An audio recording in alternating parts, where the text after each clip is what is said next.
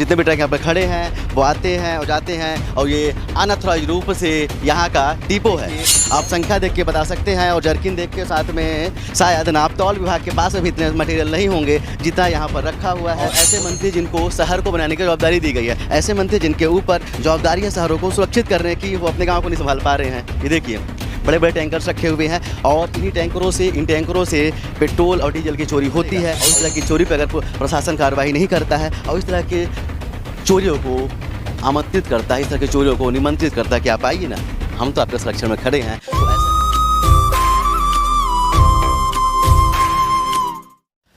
अगर प्रदेश की जनता को लगता है कि गाड़ी एवरेज नहीं दे रही है, अगर प्रदेश की जनता को लगता है कि इंजन जल्दी जल्दी ख़राब हो जाता है, तो उसके लिए डिपो वालों को जवाबदार मत समझिएगा। मैं आपको बता दूं कि मैं जिस जगह पे खड़ा हूं, ये हमारे प्रदेश के मंत्री शिव डहरिया जी का गांव है।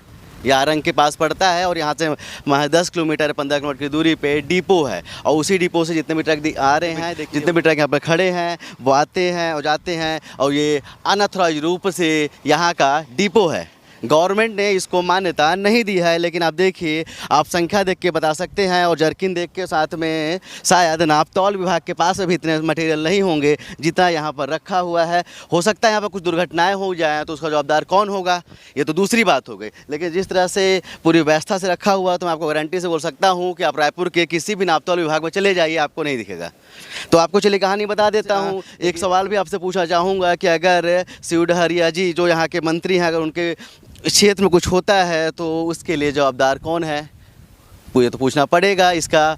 और इसका जो भी जवाब होगा वो जनता हमको कमेंट करके ज़रूर बताएं। लेकिन उससे पहले आपको कहानी बताता हूँ कि जिस जगह पे मैं हूँ, यह आरंग की जगह है और यहाँ पर जिस तरह से अनऑथराइज्ड तरीके से टैंकर्स खड़े हैं, ये टैंकर्स डिपो से आते हैं और डिपो से आने के बाद भी यहाँ पर उस डिपो से जो पेट्रोल सही सलामत पेट्रोल टैंकियों पर जाना चाहिए, जो पेट्रोल सही सलामत आम जनता तक जाना चाहिए, आम लोगों तक जाना चाहिए, वो नहीं जा पाता है। वो यहाँ से निकल कर कहीं और चला जाता है और इससे जो पेट्रोल और डीजल यहाँ से मिलता है उसको ब्लैक तरीके से बेच दिया जाता है और कहीं ना कहीं उसकी कीमत जनता चुकाती है। जनता कैसे चुकाती है आपको पता, आपको समझना पड़ेगा कि जब यहाँ से पेट्रोल कम हो जाता है, जब यहाँ से पेट्रोल की चोरी हो जाती है, तो उसमें कुछ ना कुछ तो मिलाया जाता होगा।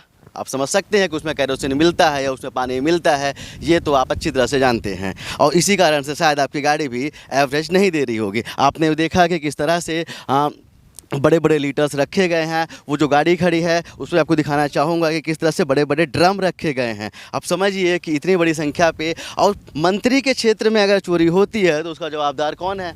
और कहीं ना कहीं अगर इस तरह की चीज़ें हो रही हैं तो क्यों ना हम दोषी भी ऐसे मंत्री को माने कि जिनके घर के बगल पे, जिनके क्षेत्र पे, और ऐसे मंत्री जिनको शहर को बनाने की जवाबदारी दी गई है, ऐसे मंत्री जिनके ऊपर जवाबदारी है शहरों को सुरक्षित करने की, वो अपने गाँव को नहीं संभाल पा रहे हैं। ये देखिए बड़े बड़े टैंकर्स रखे हुए हैं और इन टैंकरों से पेट्रोल और डीजल की चोरी होती है और उसमें मिला दिया जाता है केरोसिन।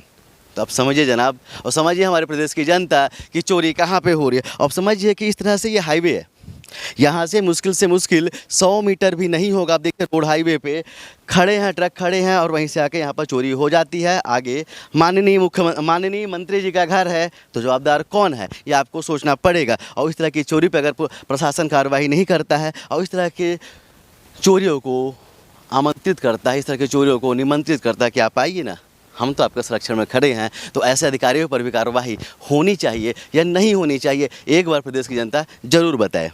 चलिए हम उम्मीद करेंगे कि जब ये खबर जाएगी यहाँ के मंत्री के पास में, शायद उन्हें पता नहीं है, अगर पता होता तो रोक देते। तो तथाकथित रूप से अगर उन्हें नहीं पता है तो हमारी इस खबर के बाद उन्हें पता चल जाएगा, यहाँ के प्रशासन को पता चल जाएगा और हम देखते हैं कि ऐसी चोरियों पे लगाम लगती है या नहीं लगती है। कैमरामैन अखिल के साथ अब तक के लिए मैं सुनील शर्मा, जय हिंद।